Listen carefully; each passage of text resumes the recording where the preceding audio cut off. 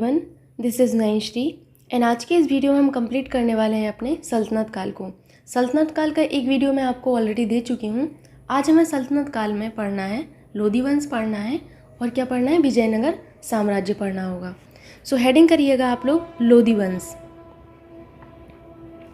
एक ही वीडियो में बहुत ज़्यादा हो रहा था क्योंकि लोधी वंश और आपका विजयनगर साम्राज्य और मल्टीपल टाइप के क्वेश्चंस रह गए थे, इसीलिए मैंने इसको पार्ट में बना लिया है।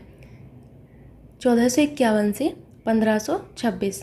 समय आप लोगों को ज़रूर से याद रखना है क्योंकि एग्जाम में इनका क्रम सजाने को दिया जाता है। 4 आपको वंश दे दिए जाएंगे, क्रम सजाने को कहा जाएगा और ऐसा प्रश्न पैट की परीक्षा में अवश्य बनता है। सो यहाँ पर आपको संस्थापक याद रखना है कि इनके संस्थापक कौन थे। सो संस्थापक हैं आपके लोधी साम्राज्य के बहलोल लोधी। कौन? बहलोल लोधी। बहलोल लोधी के बारे में ज़्यादा चीज़ें आप लोगों को याद नहीं रखना है, 2 ही चीज़ें याद रखना है। एक तो ये देखिए संस्थापक थे आपकी लोधी डायनेस्टी के और आप लोगों को दूसरी चीज़ इनके बारे में याद रखना है कि बहलोल शाह लोधी जो हैं इसके नाम से ये दिल्ली के सिंहासन पर बैठे थे। किस नाम से? बहलोल शाह लोधी के नाम से दिल्ली के सिंहासन पर बैठे थे और अपने नाम का खतबा पढ़वाया था। ठीक है, बस इनको आपको एक ये पॉइंट याद रखना है। और दूसरा आप लोगों को याद रखना है कि इनकी सबसे महत्वपूर्ण विजय जौनपुर की विजय थी। किसकी? जौनपुर की विजय थी। तो ऐसे पॉइंट में लिखिएगा आप लोग इन्हीं के आगे, बहलोल लोधी के आगे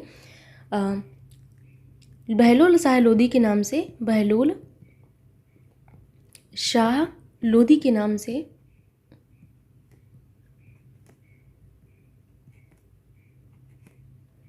दिल्ली के सिंहासन पर बैठे, दिल्ली के सिंहासन पर बैठे तथा अपने नाम का खतबा पढ़वाया।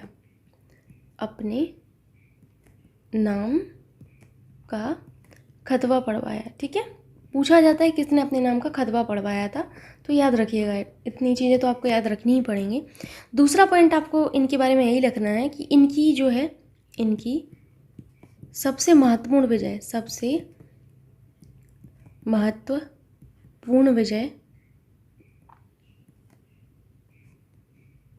महत्वपूर्ण, ठीक है, महत्वपूर्ण विजय कौन सी थी? तो इनकी सबसे महत्वपूर्ण विजय जौनपुर की थी। कहाँ की थी? जौनपुर विजय इनकी जो है सबसे महत्वपूर्ण विजय थी, जौनपुर की थी। ठीक है, सो ये आप लोगों को 2 चीज़ें इनके बारे में याद रखना है, 2 ही चीज़ें बहुत हैं इनके बारे में। बाकी आप लोगों को इनके बाद याद रखना है निज़ाम खां के बारे में। तो हम लोग पढ़ने वाले हैं निज़ाम खां सुल्तान सिकंदर शाह के बारे में।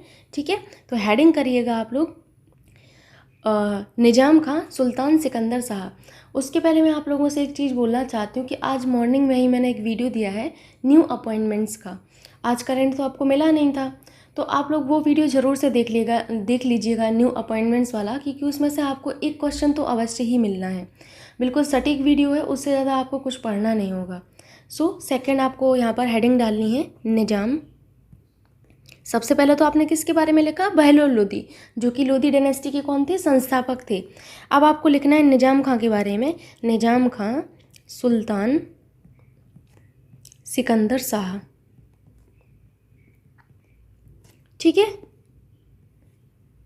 अब हम यहाँ पर इनके बारे में पढ़ने वाले हैं। ये जो थे आपके निज़ाम खां सुल्तान सिकंदर शाह, ये लोधी वंश के सबसे महानतम शासक थे। कौन थे? सबसे महानतम शासक थे। 1504 में इन्होंने सिकंदर लोधी से राजस्थान के शासकों पर नियंत्रण के ध्येय से यमुना नदी के किनारे आगरा नामक जो नवीन शहर है वो बसाया था। तो याद रखिएगा, इन्होंने कौन सा शहर बसाया था? आगरा नामक शहर बसाया था और इसे अपनी राजधानी बनाया था। ठीक है, कब? 1504 में। ठीक है, सो पहला पॉइंट यही लिखना है कि लोधी वंश के महानतम शासक। ठीक है, दूसरा पॉइंट लिखिएगा, 1504 में सिकंदर लोधी ने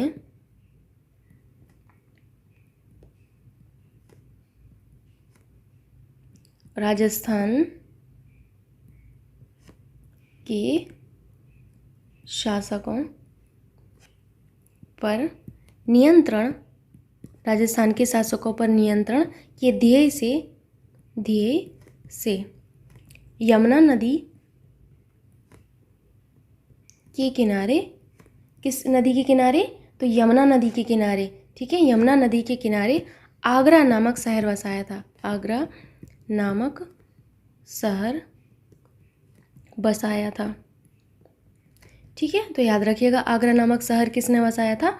ये आपके सिकंदर लोदी ने बसाया था और इसे अपनी राजधानी बनाया। और इसे अपनी राजधानी बनाया।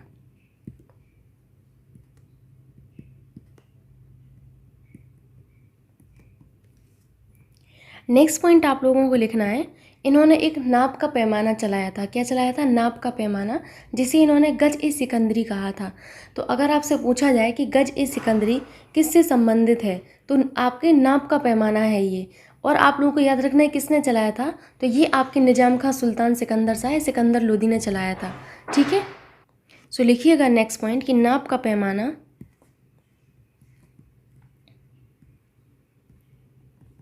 इस तरीके से आप लोगों को लिखना है, गज ए सिकंदरी। ठीक है, गज ए सिकंदरी आरंभ किया। किसने आरंभ किया था? इन्होंने ही आरंभ किया था, आरंभ किया। ठीक है, जिसका प्रयोग कालांतर में किसने किया था? शेरशाह और अकबर ने किया था। सो लिखिएगा जिसका प्रयोग कालांतर में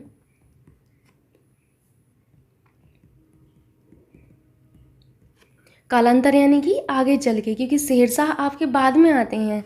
जब आप आगे पढ़ोगे तो वहाँ पर मैं आपको शेरशाह और अकबर पढ़ाऊँगी। तो शेरशाह और अकबर ने इसका प्रयोग किया। ठीक है, तो ये आपके जो है इनके पॉइंट रहे। इसके अलावा आप लोगों को आगे पॉइंट बनाते हुए लिखते चले जाना है। मैं इसको हटा रही हूँ, आगे लिखिएगा इसी तरीके से। ठीक है, लिखते जाइएगा। अभी बस एक दो पॉइंट और हैं, ज़्यादा नहीं है। तो आपको नेक्स्ट पॉइंट लिखना है कि ये जो थे आपके शहनाई के शौकीन थे। किसके?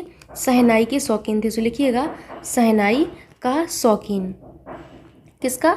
शहनाई का शौकीन था ये व्यक्ति।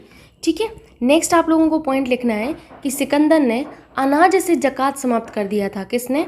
इन्हीं ने। सिकंदर ने अनाज से जक़ात किसने समाप्त किया था? तो इन्होंने ही समाप्त किया था। जक़ात एक आयकर होता था जो कि आपका वसूला जाता था। सो जक़ात क्या था? एक आयकर था, आयकर। इसको समाप्त कर दिया था इन्होंने ही। ठीक है, समाप्त कर दिया, याद रखिएगा, इम्पोर्टेंट है। ठीक है, नेक्स्ट पॉइंट आप लोगों को इन्हीं के बारे में याद रखना है कि गुलरुखी नाम से, किस नाम से? गुलरुखी नाम से कविताओं की रचना की। ठीक है, किसने? इन्हीं ने की थी, निजाम खां सुल्तान सिकंदर शाह ने। ठीक है, रचना की।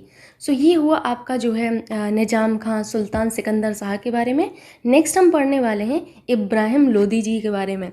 तो ये तो बहुत ही ज़्यादा चर्चाओं में रहे, इब्राहिम लोदी। ठीक है, हेडिंग करिएगा आप लोग, इब्राहिम लोदी के बारे में आप लोगों को याद रखना है कि ये अंतिम लोदी शासक था। कौन था? अंतिम लोदी शासक कौन था? एक तो आप लोगों को हर वंश में पहला आपको जो संस्थापक है वो याद रखना है, और अंतिम तो आप लोगों को याद रखना है। ये ऐसे क्वेश्चन कभी भी बन जाते हैं। ठीक है, ठीक, सो याद रखिएगा।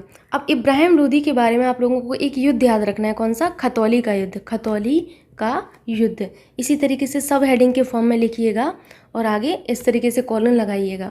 तो खतौली का युद्ध जो है आपका कब हुआ था? तो ये आपके 1518 में हुआ था। किस किस के बीच में हुआ था? तो महाराणा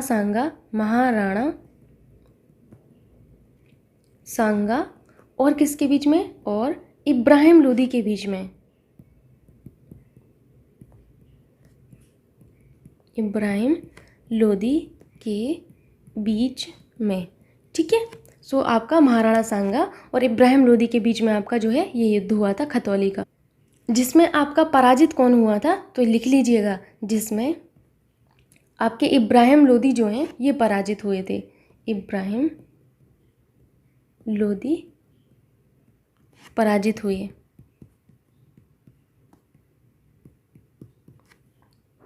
फिर आगे आप लोगों को पॉइंट करके लिखना है कि 12 अप्रैल 1526 में बाबर और इब्राहिम लोदी के मध्य में एक युद्ध हुआ था। बाबर एवं इब्राहिम लोदी, बाबर एवं इब्राहिम लोदी के मध्य युद्ध हुआ, मध्य युद्ध हुआ। इसमें फिर से आपके जो इब्राहिम हैं वो पराजित हुए, ठीक है। इसमें पुनः इब्राहिम लोदी पराजित हुए, इब्राहिम लोदी पराजित हुए, ठीक है। तो याद रखिएगा कि जब बाबर का और इब्राहिम लोदी का युद्ध हुआ तो इसमें भी आपके इब्राहिम लोदी पराजित हुए थे और युद्ध में ही, युद्ध स्थल जो था वो वहीं पर मारे गए थे, युद्ध स्थल में ही, और लिखिएगा, ठीक है, और युद्ध स्थल में ही मारे गए, ठीक है। तो युद्ध स्थल में ही मारे गए थे ये। अब आपका ये होमवर्क है आज का, बहुत दिन से मैंने होमवर्क नहीं दिया है आप लोगों को। होमवर्क ये है, बताइएगा 12 अप्रैल 1526 में कौन सा युद्ध हुआ था बाबर और इब्राहिम लोदी के बीच में, इसको एक नाम दिया गया था, वो आप लोगों को बताना है, ठीक है। सो इसी के आगे लिखिएगा, मारे गए के आगे, कि यह भारत का प्रथम सुल्तान था जो युद्ध स्थल में मारा गया था। ये बहुत इंपॉर्टेंट है। सो ये पहला आपका भारत का सुल्तान था जो युद्ध स्थल में ही मारा गया था, अभी तक युद्ध स्थल में कोई नहीं मारा गया था, ठीक है। सो यह भारत का प्रथम सुल्तान था जो युद्ध स्थल में मारा गया था,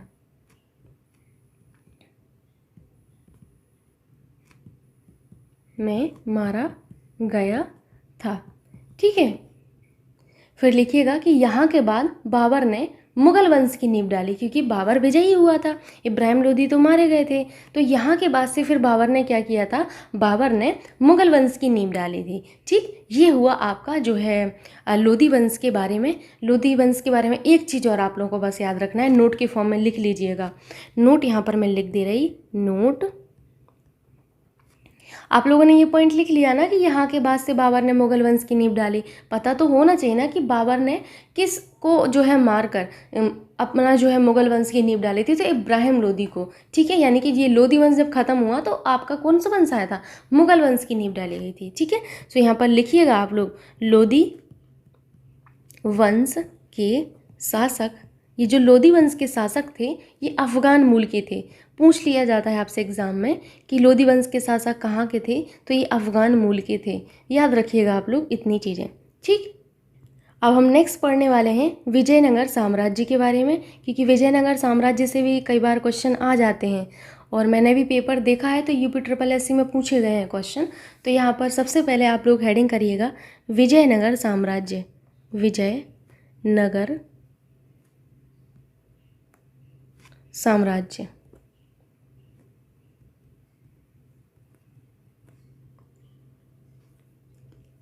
स्थापना किसने की थी विजयनगर साम्राज्य की, सो आप लोग लिख लीजिएगा स्थापना, या संस्थापक लिख लीजिएगा, ज़्यादा सही रहेगा। हरिहर ने की थी, हरिहर तथा बुक्का ने की थी, ठीक है। हरिहर तथा बुक्का ने स्थापना की थी, कब की थी, 1336 ईस्वी में की थी, 1336 ईस्वी में की थी। महत्वपूर्ण है, याद रखिएगा। नेक्स्ट पॉइंट आप लोगों को लिखना है, आगे इस तरीके से लिखते हुए चले जाइएगा कि इनका जो इस वंश का नाम संगम वंश पड़ा तो वो इनके फादर के नाम पर पड़ा था, ठीक है। तो याद रखिएगा कि इनके पिता संगम के नाम पर इस वंश का नाम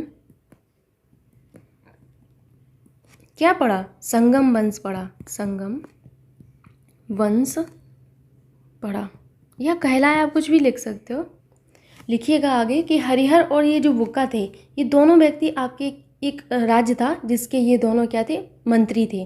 किस राज्य के, तो काम्पली, ठीक है। याद रखिएगा काम्पली। सो मैं यहाँ पर लिख देती हूँ कि हरिहर तथा बुक्का किस राज्य के मंत्री थे, काम्पली, काम्पली राज्य के मंत्री थे, ठीक। नेक्स्ट जो इम्पोर्टेंट पॉइंट है वो ये है कि ये दोनों जो हैं एक संत थे जिनका नाम था विद्यारण, उनके प्रभाव में आकर इन्होंने हिंदू धर्म में परिवर्तन किया था। सो लिखिएगा कि इन दोनों ने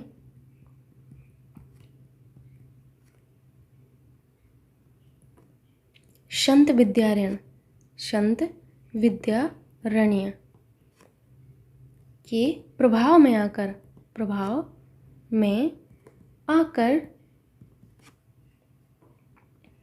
पुनः हिंदू धर्म में परिवर्तन किया। ठीक, अब आप लोगों को लिखना है कि इस साम्राज्य के 4 राजवंश थे, जो आप लोगों को याद रखना है, बहुत महत्वपूर्ण है। सो इसको मैं हटा रही हूँ। लिखिएगा आगे आप लोग, इस साम्राज्य के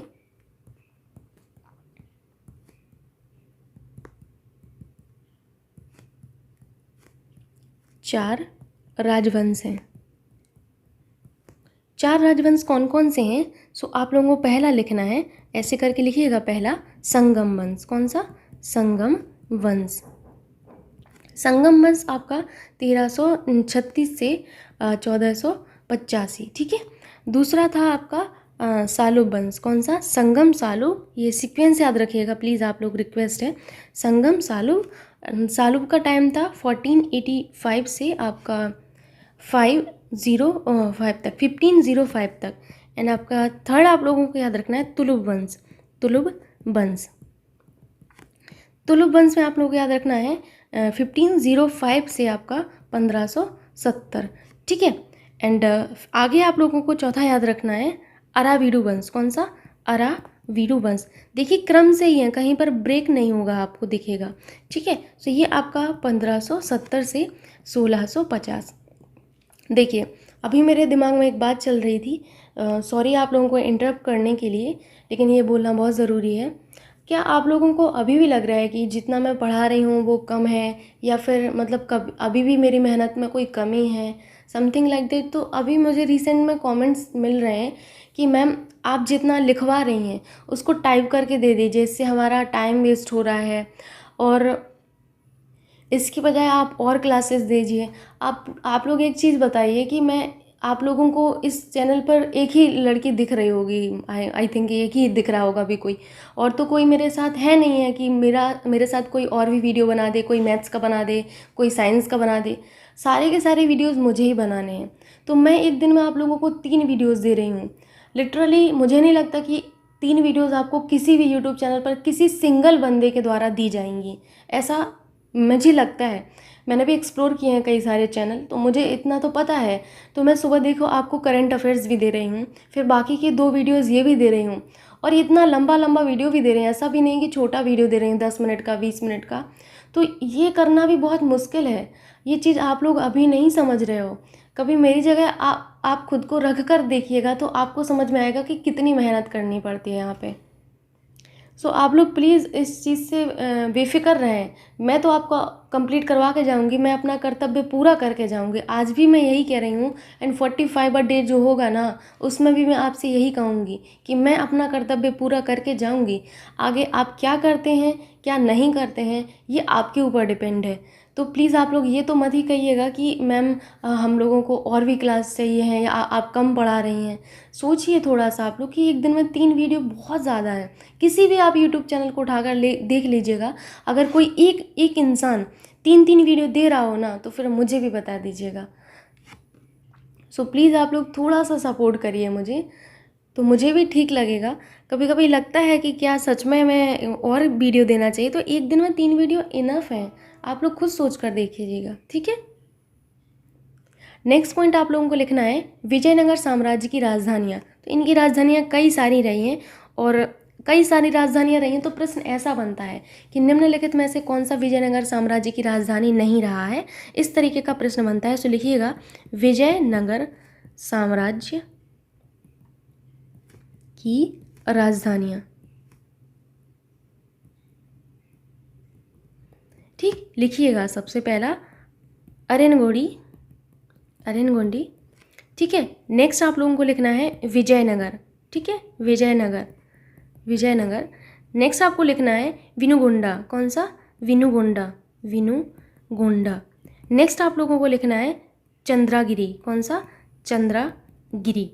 ठीक है, तो ये आप लोगों को लिख लेना है, इनकी कैपिटल्स इनकी कई सारी हैं। नेक्स्ट हम लोग पढ़ने वाले हैं हरिहर द्वितीय के बारे में। सो पॉइंट करिएगा आप लोग यहाँ पर, मतलब हेडिंग करिएगा, हरिहर द्वितीय, हरिहर द्वितीय। अब हम इनके बारे में पढ़ने वाले हैं। तो जब इनके फादर की मृत्यु हो गई, फादर कौन था? बुक्का था। तो बुक्का की मृत्यु के बाद उनका जो पुत्र था हरिहर द्वितीय, ये सिंहासन पर बैठा था। और इसकी सबसे बड़ी सफलता जो है पश्चिम में बहमनी राज्य में और वेलगांव और गोवा जो है इनको छीनना था। किससे? बहमनी राज्य से। तो इसकी सबसे बड़ी सफलता कौन सी मानी जाती है? बहमनी राज्य से वेलगांव और गोवा को छीनना। ठीक है, सो लिख लीजिएगा यहाँ पर कि बुक्का की मृत्यु के बाद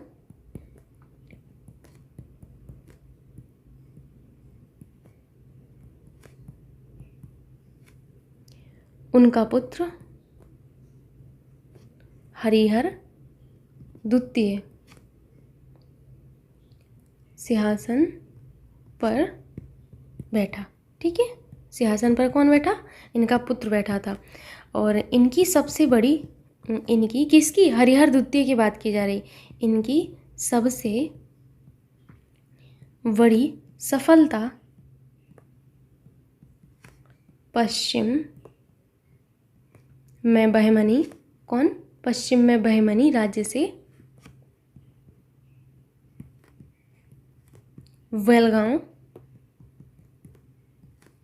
और गोवा छीनना था। ठीक, तो ये आप लोगों को याद रखना है इनके बारे में। नेक्स्ट हम पढ़ने वाले हैं कृष्णदेव राय के बारे में। सो हेडिंग करिएगा आप लोग, कृष्णदेव राय। ये हम लोग विजयनगर साम्राज्य में ही पढ़ रहे हैं, जैसे हम लोगों ने बाकी वंश में पढ़े ना, ऐसे ही इनके लिए हम लोग को पढ़ना है। ठीक है, सो कृष्णदेव राय जी के बारे में आप लोगों को कुछ चीज़ें याद रखनी है कि इनका जो शासनकाल का समय रहा उसको साहित्य का क्लासिकल युग कहा गया। दूसरा पॉइंट आप लोगों को याद रखना है, इनका जो दरबार था, इनके दरबार में तेलुगु के 8 महान विद्वान एवं कवि थे, जिनको क्या कहा गया? अष्टदिग्गज कहा गया। न जाने एग्जाम में कितनी बार पूछा गया कि अष्टदिग्गज किसके दरबार में थे, तो अष्टदिग्गज कृष्णदेव राय के दरबार में थे। एंड कृष्णदेव राय का संबंध विजयनगर साम्राज्य से था, इसीलिए इनके दरबार में अष्टदिग्गज निवास करने की वजह से इनके शासनकाल को तेलुगु साहित्य का स्वर्णिम कहा गया। तेलुगु साहित्य का स्वर्णिम किसके काल को कहा गया? कृष्णदेव राय को, क्योंकि ये 3 जो 8 कवि थे ना, आपके 8 विद्वान थे, ये आपके किसके थे? तेलुगु के थे। सो आपको याद रखना है यहाँ पर कि तेलुगु साहित्य का स्वर्णिम इनके कृष्णदेव राय के शासनकाल को कहा गया है। सो सबसे पहले तो आप लोगों को उपाधि लिखनी है कि इन्होंने कौन सी उपाधि धारण करके रखी थी। सो उपाधि में आप लोग याद रखिएगा आंध्र भोज। किसकी उपाधि इन्होंने धारण कर रखी थी? आंध्र भोज की उपाधि धारण कर रखी थी, आंध्र भोज। ठीक है, नेक्स्ट पॉइंट में मैंने आपको जो बोला है वो लिखना है आप लोगों को। सो लिखिएगा ऐसे पॉइंट बनाकर आगे। साहित्य का क्लासिकल युग, साहित्य का क्लासिकल युग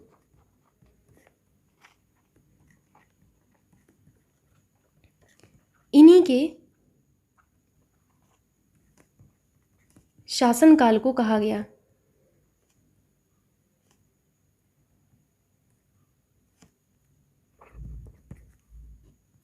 ठीक है, इन्हीं के शासनकाल को कहा गया, याद रखिएगा। ठीक, दूसरा पॉइंट आप लोगों को याद रखना है जो मैंने आपको बताया अष्टदिग्गज के बारे में। लिखिएगा कि इनके दरबार में 8 तेलुगु के, इनके दरबार में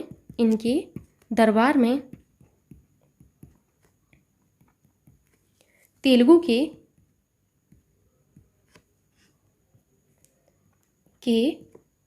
8 महान विद्वान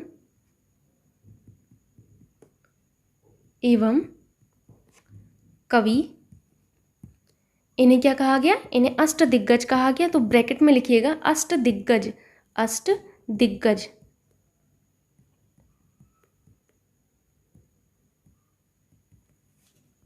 थे। ठीक है, इसलिए आगे लिखिएगा इसी पॉइंट में, इसलिए इनके शासनकाल को तेलुगु का, किसका? तेलुगु भाषा का। ठीक है, सो तेलुगु साहित्य का स्वर्ण युग कहा गया। क्या कहा गया? तेलुगु साहित्य का स्वर्ण युग कहा गया। वेरी वेरी इंपॉर्टेंट, याद रखिएगा। ठीक, मैं इसको अंडरलाइन कर देती हूँ। तेलुगु साहित्य का स्वर्ण युग, ठीक, अष्टदिग्गज आप लोग याद रखिएगा। ठीक है, नेक्स्ट पॉइंट आप लोगों को इनके बारे में याद रखना है। इन्होंने, किसने, कृष्णदेव राय जी के बारे में बात हो रही है। इन्होंने गोलकुंडा का युद्ध लड़ा था। गोलकुंडा का युद्ध लड़ा था, तो युद्ध किसके बीच में होता है, कम से कम दो लोग होना चाहिए। तो इन्होंने जो गोलकुंडा का युद्ध लड़ा था वो बेसिकली कृष्णदेव राय और कुतुब शाह के बीच में हुआ था। ठीक है, सो इन्होंने गोलकुंडा का युद्ध, अब ब्रैकेट में लिखना है गोलकुंडा का युद्ध किस किस के बीच में हुआ था। सो कृष्णदेव राय जी के बीच में, और किसके बीच में, कुतुब शाह के बीच में, कुतुब शाह के बीच में, कुतुब शाह के बीच, ठीक, लड़ा। ठीक है, इसके बाद आपको नेक्स्ट पॉइंट यहाँ पर याद रखना है। इसको मैं हटा देती हूँ, अभी आप लोग नोट कर लीजिएगा। नेक्स्ट पॉइंट आप लोगों को इन्हीं में आपको आगे कंटिन्यू करना है, आगे लिखते हुए चले जाना है। कृष्णदेव राय जो थे वो स्वयं एक उत्कृष्ट कवि और लेखक थे, जिस वजह से इन्होंने एक रचना भी लिखी है। कौन सी, उन्मुक्त माल्यद। कौन सी, उन्मुक्त माल्यद। सो लिखिएगा आप लोग, यह स्वयं एक उत्कृष्ट कवि और लेखक थे। उत्कृष्ट कवि और लेखक थे, ठीक है।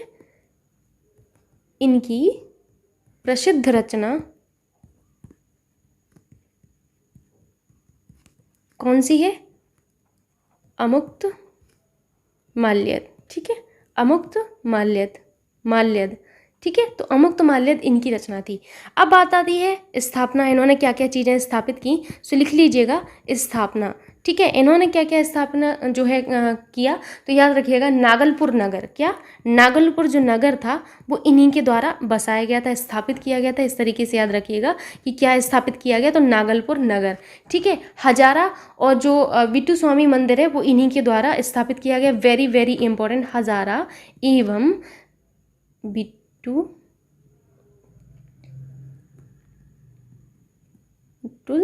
स्वामी मंदिर, ठीक है। वेरी वेरी इंपॉर्टेंट, एग्जाम में पूछा जाता है हजारा मंदिर किसके द्वारा स्थापित किया गया एंड विठल स्वामी मंदिर किसके द्वारा स्थापित किया गया, तो कृष्णदेव राय जी के द्वारा स्थापित किया गया, ठीक है। आई होप आप लोगों को इतनी चीज़ें समझ में आ रही होंगी। नेक्स्ट पॉइंट आपको याद रखना है कि इनके समय पर एक पुर्तगाली यात्री था। कौन था, डोमिंगो पायस। कौन था, डोमिंगो पायस। ये आपके विजयनगर साम्राज्य की यात्रा पर आया था। तो अक्सर पूछा जाता है यात्रा करने के लिए जो आपका आता है कि वो किस संबंधित था, किससे संबंधित था, फ्रेंच था, पुर्तगाली था, चीनी था, कौन सा यात्री था, किसके शासनकाल में है। सो ये इंपॉर्टेंट बनता है, ठीक है। लिखिएगा उसकी, सॉरी इसे नहीं लिखना चाहिए। इनके समय पर पुर्तगाली यात्री, कौन था पुर्तगाली यात्री, तो पुर्तगाली यात्री था आपका डोमिंगो, ठीक है, डोमिंगो पायस ने विजयनगर साम्राज्य की यात्रा की थी, ठीक है। तो विजयनगर साम्राज्य की यात्रा किसने की थी, डोमिंगो पायस ने की थी। अपार्ट फ्रॉम दिस आपको बस एक पॉइंट और याद रखना है कि बाबर ने अपनी आत्मकथा में कृष्णदेव राय को सबसे शक्तिशाली शासक बताया है। सो लिखिएगा कि बाबर ने अपनी आत्मकथा में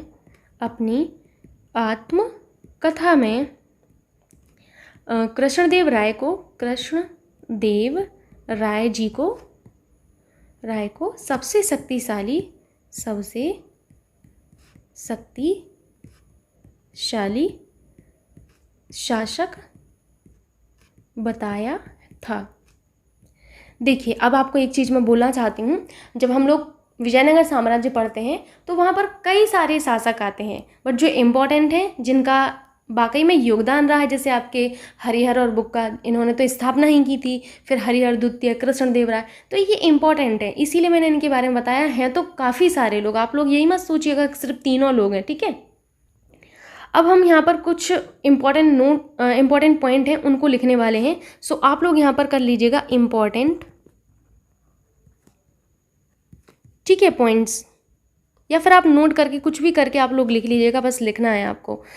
सबसे पहला आपको लिखना है कि जो आपके फारसी राजदूत थे, कौन, अब्दुल रज्जाक, ये संगम वंश के प्रतापी शासक देवराय द्वितीय के शासनकाल में आए थे। लिखिएगा, पूछा जाता है आपसे, फारसी राजदूत कौन था? फारसी राजदूत था अब्दुल रज्जाक, अब्दुल रज्जाक। संगम वंश के प्रतापी शासक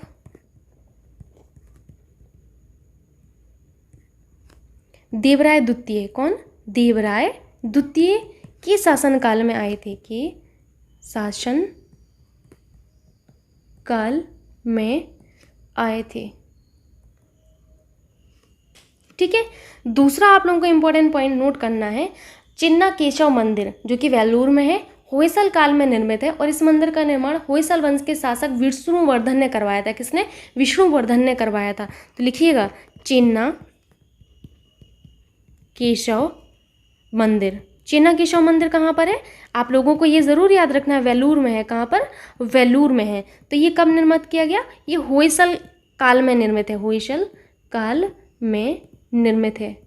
ये तो काल हो गया ना, मतलब किस पीरियड में निर्मित किया गया, तो होयसल काल में निर्मित किया गया। बात ये आती है कि इसको निर्माण किसने करवाया था। सो याद रखिएगा कि चिन्ना केशव मंदिर जो है इसका निर्माण करवाया था आपकी, मैं यहाँ पर लिख देती हूँ, निर्माणकर्ता कौन है? होयसल वंश के शासक विष्णुवर्धन। सो यहाँ पर लिखिएगा नीचे, होयसल वंश के शासक कौन? विष्णुवर्धन। ठीक। सो विष्णुवर्धन जी ने इसका निर्माण करवाया था। आगे आपको इंपॉर्टेंट पॉइंट में लिखना है, पॉइंट नंबर 3, हम्पी के खंडहर कहाँ पर है? हम्पी के खंडहर आपके कर्नाटका में है। हम्पी के खंडहर ये कहाँ पर है? सो लिखिएगा ब्रैकेट में, कर्नाटक। एग्जाम में कई बार पूछा जाता है हम्पी के खंडहर कहाँ पे, तो कर्नाटक में है। ये विजयनगर साम्राज्य की प्राचीन राजधानी का प्रतिनिधित्व करते हैं। वेरी वेरी इंपॉर्टेंट, यहाँ पे लिखिएगा, विजयनगर साम्राज्य की प्राचीन राजधानी का प्रतिनिधित्व करते हैं।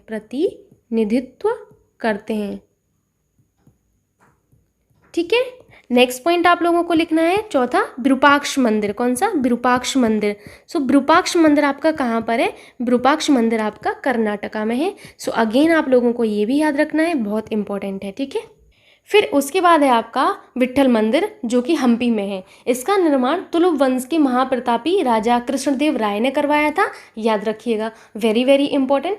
इस मंदिर से आपके जो 56 तक्षित स्तंभ हैं संगीतमय स्वर निकालते हैं। ये आपका इंपॉर्टेंट है। सो आपको यहाँ पर 5वां लिख करना है, point number 5, important point number 5। कौन सा? विट्ठल मंदिर। विट्ठल मंदिर कहाँ पर है? तो विट्ठल मंदिर आप लोगों को याद रखना है, ये हम्पी में है।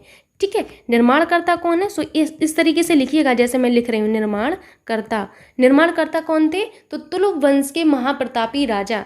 कौन से? तुलुप वंश के महाप्रतापी राजा कौन थे? कृष्णदेव राय। तो कृष्णदेव राय जो थे तुलुप वंश के, तुलुप वंश आपका किस में आता है? ये आपके विजयनगर साम्राज्य में ही आता है ना। अभी अभी आप पढ़ के आए हैं ये सारी चीज़ें, तो कंफ्यूज मत होइएगा कि यहाँ तुलुप वंश बोल रहे हैं आप। तुलुप वंश आपका विजयनगर साम्राज्य में आता है। मैंने आपको 4 वंश बताए हैं वहाँ पर। ठीक है। सो याद रखना है कि इन्होंने इसका निर्माण करवाया था। आपको एक चीज़ याद रखनी है कि इस मंदिर में स्थित, लिखिएगा, इस मंदिर में स्थित 56 तक्षित स्तंभ संगीतमय स्वर निकालते हैं। ठीक है, निकालते हैं। ठीक, ये आपका इंपॉर्टेंट है, ये चीज़ आप लोगों को याद रखनी है।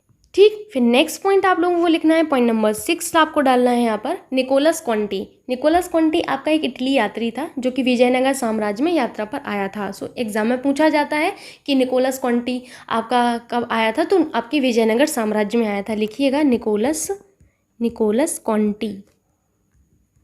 कॉन्टी कौन था? इटली यात्री था, लिखिएगा ब्रैकेट में, इटली यात्री। ठीक, ये किसके शासनकाल में आया था? तो यह है विजयनगर साम्राज्य में आया था, विजयनगर साम्राज्य की यात्रा पर आया था। ठीक, इतनी चीज़ें आप लोगों को याद रखना है। अपार्ट फ्रॉम दिस आपको कुछ चीज़ें और मैं बता देती हूँ। इसी में आप लोग इम्पोर्टेंट पॉइंट में 7 लिखिएगा। मैसूर राज्य जो है, मैसूर राज्य की स्थापना, मैसूर राज्य की स्थापना राजा वोडियार, किसने? राजा वोडियार ने की थी। किसने? राजा वोडियार ने की थी। तथा इस समय विजयनगर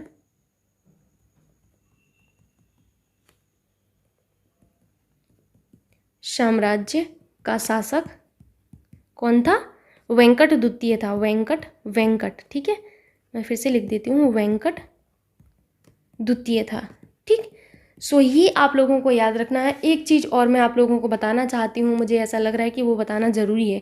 महाभारत जो आपका है, इसका तेलुगु में अनुवाद हुआ है। ठीक है, सो इसका तेलुगु में अनुवाद आपकी अलग अलग शताब्दियों में हुआ है। सो इस तरीके से आपको हेडिंग डालना है, महाभारत का तेलुगु अनुवाद। ठीक है, तेलुगु अनुवाद, हेडिंग इसी तरीके से करिएगा। ठीक, फिर इसमें आप लोगों को लिखना है, नीचे लिखते जाना है। सबसे पहला लिखना है 11वीं शताब्दी में तेलुगु में अनुवाद किसने किया। तो इस तरीके से लिखिए 11वीं शताब्दी, और आगे क्या लिखेंगे आप लोग? नन्नय ने किया था। किसने? नन्नय ने किया था। ठीक, याद रखिएगा। नेक्स्ट आपको याद रखना है कि 13वीं शताब्दी में किसने किया था। सो आपकी 13वीं शताब्दी में आपका किया था टिक्कन ने। किसने? टिक्कन ने किया था। ठीक, फिर आता है आपका 14वीं शताब्दी। तो 14वीं शताब्दी में आपका जो है महाभारत का तेलुगु में अनुवाद किया गया, जो कि आपके किसने किया था? यर्रन ने किया था। ठीक है, यर्रन ने किया था। ठीक, सो ये हुआ आपका सारा का सारा आज सल्तनत काल ख़त्म। उसमें मैंने सारी चीज़ें बता दी हैं, इसके अलावा आपको कुछ भी नहीं पढ़ना पड़ेगा। और मैं एक चीज़ बोलना चाहती हूँ, मैं तो मल्टीपल टाइप के क्वेश्चन आपको करवा ही रही हूँ। मैंने जितनी भी चीज़ें आपको पढ़ाई हैं, इससे ज़्यादा आपको कुछ भी नहीं पढ़ना है। लेकिन आप कोशिश ये करें कि आपके पास जो भी बुक हो, कोई सी भी बुक हो, उससे आप मल्टीपल टाइप के जो क्वेश्चन हैं उनको लगाएं आप। ये आपकी ड्यूटी है अब आगे। ठीक है, सो मूव करते हैं अभी क्वेश्चंस पर। अब आपसे पहला क्वेश्चन है, इसको मैं पहले छोटा कर लेती हूँ क्योंकि फोर्थ ऑप्शन आपको नहीं दिख रहा है। फोर्थ ऑप्शन मैं लिख देती हूँ। ठीक है, सो यहाँ पर आपसे क्वेश्चन है कि पहली बार भारत पर आक्रमण करने वाला मुस्लिम कौन था। ये बहुत इंपॉर्टेंट क्वेश्चन है। ठीक, सो यहाँ पर फोर्थ ऑप्शन आप लोग देख लीजिएगा। फोर्थ ऑप्शन है आपका फिरदौसी शाह। कौन? फिरदौसी शाह। ये सारे क्वेश्चन जो मैं अभी आज आपको करवा रही हूँ, ये आपके फिरदौस शाह लिखिएगा, फिरदौस शाह, फिरदौस शाह। ठीक है, यहाँ पर जो भी क्वेश्चन आज मैं आपको करवा रही हूँ, ये यूपी ट्रिपल एस सी की किसी ना किसी एग्जाम में आए हुए हैं। सो प्लीज़ आप लोग थोड़ा सा ध्यान दीजिएगा। तो भारत पर पहली बार आक्रमण को जो मुस्लिम व्यक्ति था जिसने किया था, उनका नाम है मोहम्मद बिन कासिम। कौन था? मोहम्मद बिन कासिम। सो आपका सेकेंड ऑप्शन एकदम करेक्ट होगा। कब किया गया था? तो ये टाइम जरूर याद रखना है आपको। 712 ईस्वी में किया था। Very very important. 712 ईस्वी में अरब आक्रमणकारी मोहम्मद बिन कासिम ने जो है आपका आक्रमण किया था भारत पर। मूव करते हैं नेक्स्ट क्वेश्चन पर। नेक्स्ट क्वेश्चन आपसे है कि खजुराहो समूह के प्रसिद्ध स्मारक किस राज्य में स्थित हैं। तो ये तो मैं आपको बता चुकी हूँ जब मैंने आपको पढ़ाया था, जो आपके स्थल पढ़ाए थे उसमें बताया है कि खजुराहो के जो आपके समूह के मंदिर जो हैं वो आपके कहाँ पर हैं। ये मध्य प्रदेश में है, मध्य प्रदेश के छतरपुर जिले में। सो एमपी के कहाँ पर? छतरपुर में है, छतरपुर। ठीक है, छतरपुर में है आपके। किसके द्वारा ये बनवाए गए हैं खजुराहो मंदिर? तो ये आपके खजुराहो समूह के जो मंदिर हैं वो चंदेल राजाओं ने बनवाए। किसने? चंदेल राजाओं के द्वारा ये बनवाए गए हैं। वेरी वेरी इंपॉर्टेंट, एग्जाम में पूछा जाता है। ठीक है, इन मंदिरों का निर्माण आपका 950 से आपका जो है 1050 ईस्वी के बीच में माना जाता है कि इन मंदिरों का निर्माण इतने इतने के बीच में हुआ है। यहाँ के मंदिरों में सबसे जो फेमस मंदिर है वो है कंदरिया महादेव का मंदिर। वेरी वेरी इंपॉर्टेंट, पूछा जाता है कंदरिया महादेव का मंदिर कहाँ पर है। सो ये आपके खजुराहो में ही है। ठीक, मूव करते हैं नेक्स्ट क्वेश्चन पर, जो कि आपसे कि जयचंद के विश्वाघात के बाद पृथ्वीराज चौहान की पराजय हुई। कालांतर में जयचंद कहाँ और कब मारा गया। तो यहाँ पर याद रखना है मोहम्मद गौरी जो थे, कौन थे? मोहम्मद गौरी। मैं यहाँ पर लिख देती हूँ मोहम्मद गौरी। मोहम्मद गौरी ने आपके 1194 में, कब? 1194 ईस्वी में कन्नौज के शासक जो जयचंद थे इन पर आक्रमण किया था। कौन था? जयचंद कौन थे? तो ये कन्नौज के शासक थे, याद रखिएगा, कन्नौज शासक। ठीक, तो इन पर आक्रमण कर दिया था। और उस टाइम जो आपका कन्नौज था ये शक्तिशाली राज्य था, और इसी राज्य से क्या था कि पृथ्वीराज की शत्रुता थी। तो मोहम्मद गौरी और जयचंद के बीच में चंदावर का युद्ध हुआ था। लिख लीजिएगा, चंदावर का युद्ध किस किस के बीच में हुआ था? चंदावर का युद्ध आपका जो हुआ था वो हुआ था आपके मोहम्मद गौरी और किसके बीच में? और जयचंद के बीच में। जयचंद के बीच में आपका चंदावर का युद्ध हुआ था। ठीक, जिसमें आपका जयचंद जो है मारा गया था। सो यहाँ पर आपका कोई सा भी ऑप्शन मैच नहीं हो रहा है। चंदावर का युद्ध आपका कहीं पर भी मैच नहीं हो रहा है, और आपका 1194 भी आपको नहीं दिख रहा होगा। सो इनमें से कोई नहीं वाला ऑप्शन एकदम करेक्ट है। मूव करते हैं नेक्स्ट क्वेश्चन पर, जो कि है आपसे कि मोहम्मद गौरी किस वर्ष पृथ्वीराज तृतीय से पराजित हुए। सो आपको याद रखना है कि मोहम्मद गौरी जो हैं, जो तराइन का प्रथम युद्ध हुआ था, तराइन का प्रथम युद्ध कब हुआ था? लिखिएगा, तराइन का प्रथम युद्ध। तराइन का प्रथम युद्ध हुआ था आपका 1191 में, और द्वितीय युद्ध कब हुआ था? तो 1192 में हुआ था, याद रखिएगा। तो ये जो आपका तराइन का युद्ध है ये मोहम्मद गौरी के बीच में हुआ था। किसके बीच में? मोहम्मद गौरी और किसके बीच में? और पृथ्वीराज तृतीय के बीच में हुआ था। ठीक है, जिसमें आपका जो मोहम्मद गौरी है, कौन? मोहम्मद गौरी, वो पृथ्वीराज तृतीय से पराजित हुआ था। सो याद रखिएगा, यहाँ पर आपका कौन सा सही होगा? 1191। ठीक, मूव करते हैं आगे आपसे कि अमीर खुसरो का जन्म हुआ।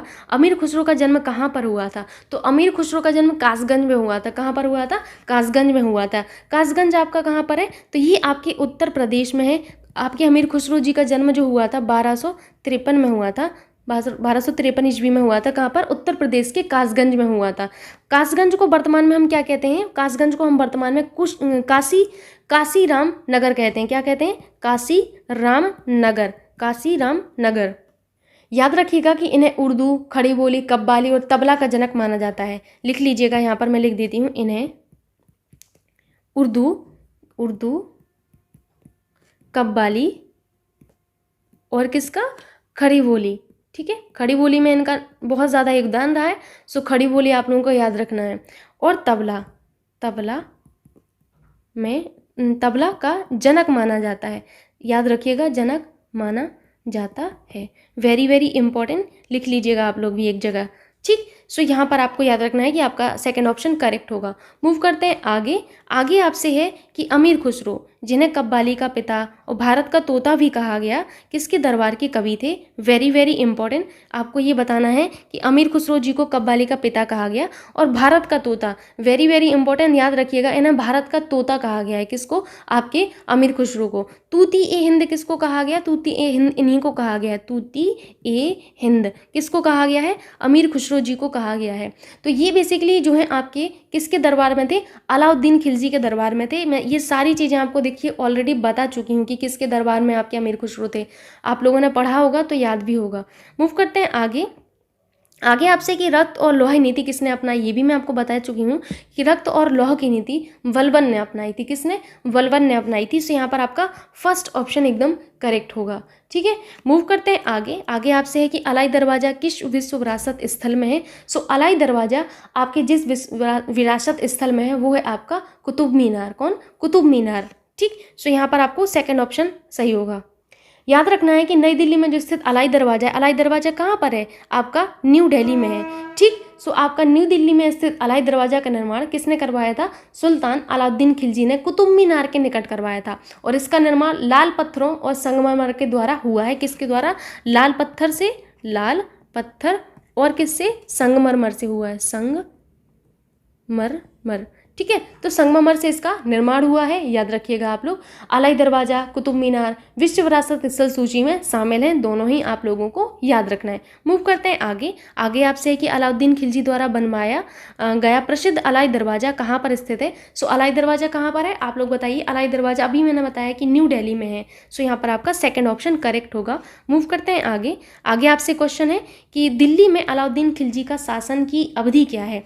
सो ये आप लोगों को फोर्थ ऑप्शन लिखा हुआ है, थोड़ा सा आगे खिसक गया है, आप लोग उससे बिल्कुल भी टेंशन मत लीजिएगा, ठीक है। तो दिल्ली में अलाउद्दीन खिलजी का जो शासनकाल की अवधि रही है वो रही है 1296 से 1316। कब, 1296 से 1316, ठीक है। मूव करते हैं आगे। अभी आप लोग टिक कर लेंगे ना, तो फर्स्ट ऑप्शन आपका करेक्ट हुआ है यहाँ पर। चलते हैं आगे। आगे आपसे कि नालंदा प्राचीन शिक्षण एवं मठ का केंद्र कब नष्ट हो गया। तो आप लोगों को याद रखना है कि ये कब नष्ट हुआ था। ये जो नालंदा है आपका, ये आपका बौद्ध शिक्षा का महत्वपूर्ण केंद्र था। तो ये याद रखना है आप लोगों को, बौद्ध शिक्षा का महत्वपूर्ण केंद्र कौन सा था, ये था नालंदा आपका, ठीक है। याद रखिएगा, मोहम्मद गौरी के एक दास थे, यहाँ पर लिखना है आप लोगों को, मोहम्मद गौरी का दास कौन था। तो मोहम्मद गौरी को जो दास था उनका नाम था आपका इलियातरुद्दीन मोहम्मद बिन बख्तियार। तो आप लोग लिखिएगा मोहम्मद बिन बख्तियार, क्या, मोहम्मद बिन बख्तियार, मोहम्मद बिन बख्तियार खिलजी। कौन, मोहम्मद बिन बख्तियार खिलजी किसके दास थे, ये मोहम्मद गौरी का दास था, मोहम्मद बिन बख्तियार खिलजी। इन्होंने जो है 1193 से 1202 के मध्य जो आपका मध्य बिहार है, मध्य बिहार की विजय की, किसकी, मध्य बिहार की विजय की, और नालंदा और विक्रमशिला जो बिहार थे इनको नष्ट कर दिया था, किसने, मोहम्मद बिन बख्तियार खिलजी ने। तो यहाँ पर लिख दे रही मैं कि नालंदा एवं विक्रमशिला, नालंदा एवं विक्रमशिला विहार को नष्ट कर दिया।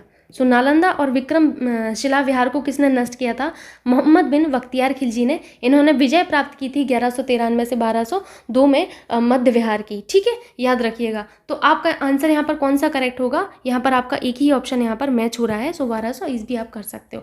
मूव करते हैं आगे। आगे आपसे कि भारत पर तैमूर ने किस वर्ष आक्रमण किया। ये चीज़ें मैं आपको बता चुकी हूँ कि तैमूर एक मंगोल सेना नायक था, जिसने आपका 1398, कब, 1398 ईस्वी में, 1398 में इन्होंने जो है भारत पर आक्रमण किया था। अपार्ट फ्रॉम दिस आप लोगों को मैंने ये भी बताया था कि अंतिम शासक जो था आपका तुगलक वंश के जो अंतिम शासक थे नासिरुद्दीन महमूद, कौन थे, नासिरुद्दीन महमूद थे। इन्हीं के टाइम पर ये भारत आया था और तैमूर ने इसी टाइम आक्रमण किया था। सो आपको 1398 तो बिल्कुल रट लेना है, बहुत बार एग्जाम में पूछा गया है, ठीक है। मूव करते हैं आगे। आगे आपसे कि किस शासक ने भारत में तुगलक वंश की नींव डाली। तो ये तो बहुत कॉमन सा हो गया आपके लिए क्वेश्चन, अब ये सारी चीज़ें बता चुकी हूँ। तो गयासुद्दीन तुगलक ने कब, 1230 में जो है आपके तुगलक वंश की नींव डाली थी। सो आपका फर्स्ट ऑप्शन करेक्ट होगा, गयासुद्दीन तुगलक, ठीक।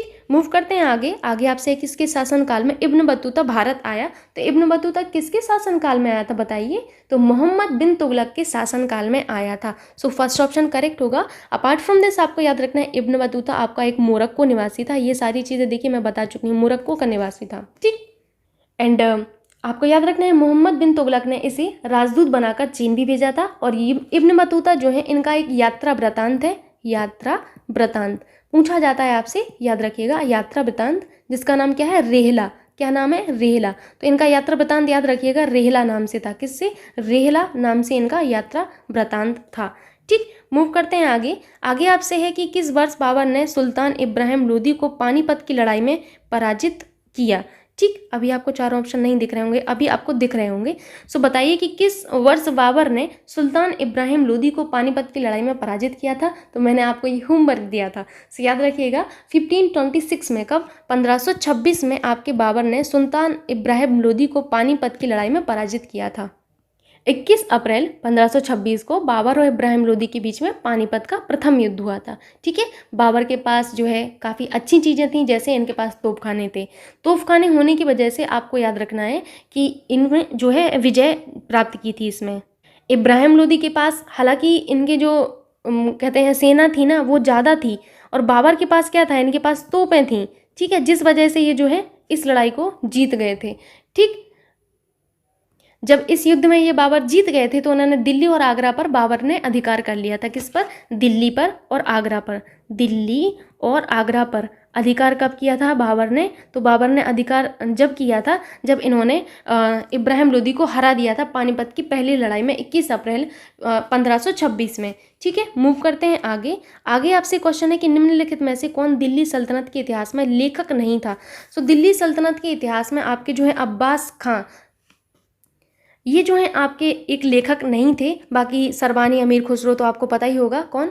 ये आप लोगों को सरवानी नहीं लिखना है, गलत है ये। ठीक है, अमीर खुसरो, जियाउद्दीन वर्नी, मिन्हाज उस सिराज, ये आपके जो हैं दिल्ली सल्तनत में आपको याद रखना है लेखक रहे हैं तीनों, ये आपके लेखक नहीं थे। सो फर्स्ट ऑप्शन यहाँ पर आपका करेक्ट होगा, ये आपके लेखक नहीं थे अब्बास खान। ठीक है, मूव करते हैं आगे। आगे आपसे कि विजयनगर साम्राज्य के संस्थापक कौन है? सो ये तो मैं बता चुकी हूँ कि विजयनगर साम्राज्य की स्थापना किसने की थी? हरिहर और बुक्का, दो व्यक्तियों ने की थी। ये दोनों भाई थे। कौन थे? ये दोनों भाई थे। उन्होंने संगम वंश की नींव रखी और शासन किया था। ठीक, संगम वंश का नाम जो है इनकी फादर के नाम पर पड़ा था। तो हरिहर और बुक्का ने विजयनगर साम्राज्य की नींव कब रखी थी? याद रखिएगा 1336 में रखी थी। ठीक, सो यहाँ पर आपको कोई भी ऐसा पर्टिकुलर ऑप्शन नहीं दिख रहा होगा, ये आपका बुक राय नहीं है, ये बुक का है। ठीक है, बुक का। तो यहाँ पर आप लोगों को याद रखना है कि हरिहर और बुक्का दो व्यक्तियों ने की थी, हरिहर और बुक्का। तो सेकंड ऑप्शन आपका करेक्ट होगा। मूव करते हैं आगे। आगे आपसे कि विजयनगर साम्राज्य जो है आपका किस नदी के किनारे है? ये बहुत अच्छा क्वेश्चन है, याद रखिएगा तुंगभद्रा नदी के किनारे। किसके किनारे? तुंगभद्रा नदी के किनारे है। ठीक है, विजयनगर का वर्तमान नाम क्या है? हम्पी है। याद रखिएगा विजयनगर का वर्तमान नाम अगर आपसे पूछा जाए, हम्पी। हम्पी क्या है? ये वर्तमान नाम है, वर्तमान नाम किसका? विजयनगर का वर्तमान नाम। ठीक है, और इस साम्राज्य के मैंने आपको वंश भी बताए थे सारे के सारे, याद रखिएगा, आप लोगों को याद रखने हैं। ठीक है, विजयनगर साम्राज्य का सबसे प्रसिद्ध राजा कौन था? तो कृष्णदेव राय था, याद रखिएगा आप लोग। मूव करते हैं आगे। आगे आपसे कि तुलुप वंश की स्थापना किसने की थी? तो तुलुप वंश की स्थापना आपकी जो की गई थी वीर नरसिंह के द्वारा की गई थी। सो यहाँ पर आपका सही होगा वीर नरसिंह, यहाँ पर याद रखिएगा वीर नरसिंह। ठीक है, वीर नरसिंह ने जो है आपकी स्थापना की थी तुलुप वंश की। कब की गई थी तुलुप वंश की स्थापना? तो तुलुप वंश की स्थापना 1505 में की गई थी नरसिंह तुलुप जी के द्वारा।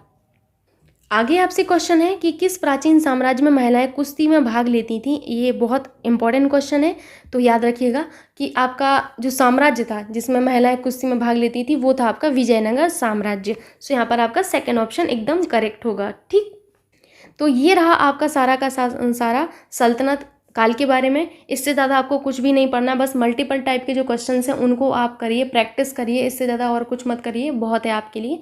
आई होप आप लोगों को ये वीडियो अच्छा लगा होगा।